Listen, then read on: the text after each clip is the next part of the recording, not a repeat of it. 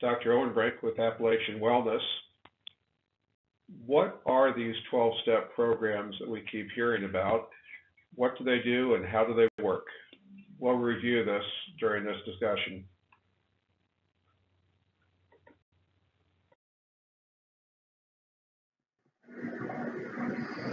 12-step programs such as Narcotics Anonymous and Alcoholics Anonymous. Addiction encompasses alcohol and all the other drugs that are abused, as well as numerous behaviors. When attending an AA meeting, it's best to introduce yourself as an alcoholic. You may wish to say that drugs were also part of my problem. At an AA meeting, the term addict is generally preferable to alcoholic.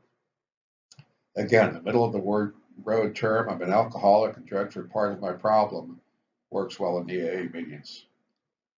Crossing the wrong term in the meeting attended may result in some grumbled comments from a member of the group, but if you will recall, the only requirement for membership is a desire to stop drinking or using. We're not in these meetings because we're so healthy, so when somebody complains about a term you used, remember that.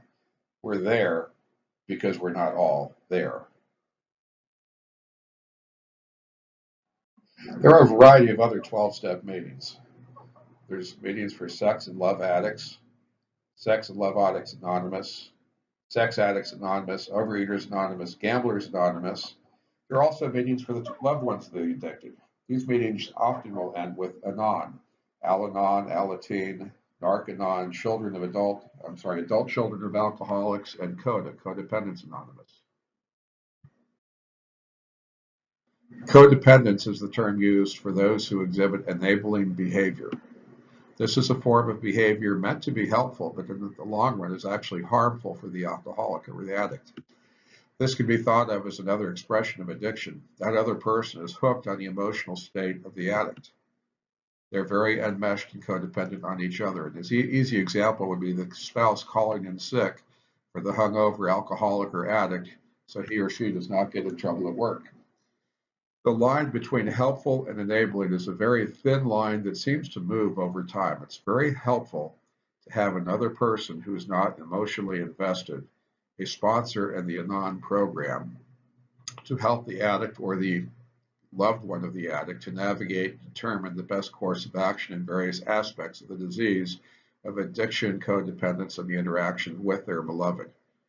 I cannot say this enough. There's a lot of people who will go to Narcotics Anonymous meetings and will also go to Narc-Anon, alcoholics who go to AA but also go to Al-Anon and so on, because remember, addiction is a family disease. We're at these meetings because we're not right. Addicts tend to attract other addicts. So chances are you're attracted to these people. Your spouse may be one of these people. Remember that this is a genetic disease. Your parents or your children may be these people. So you're going to react to how they act. It's normal to react to other people.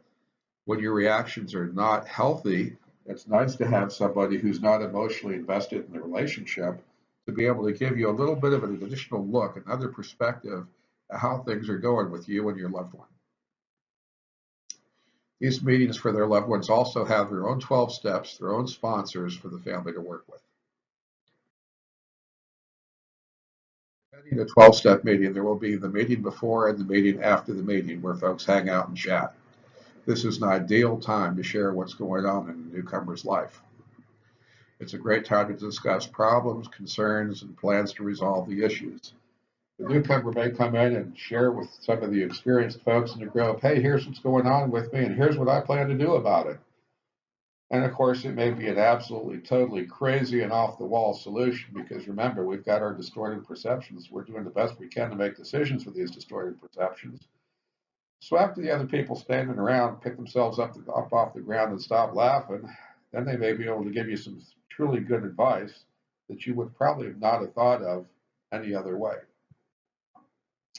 Typically, the longer a person has been sober or clean, the better their overall mental and emotional health is. It's a good idea to attend meetings where there's as much long-term sobriety as possible. Some of these meetings can have hundreds of years of sobriety collectively in each meeting.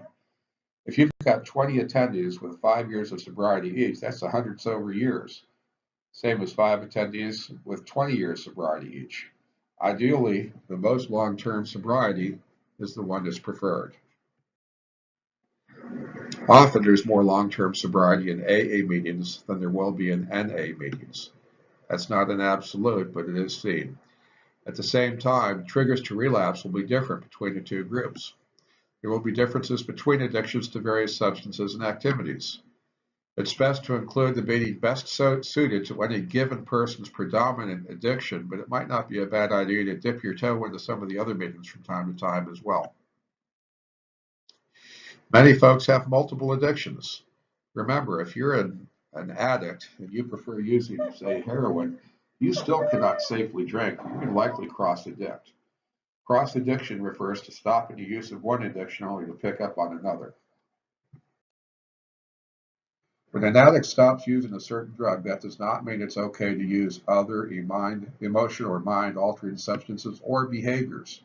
Cross-addicting to another substance or behavior is a very real danger. Even if the opiate addict who hates alcohol could very easily become an alcoholic if they dabble in using alcohol occasionally.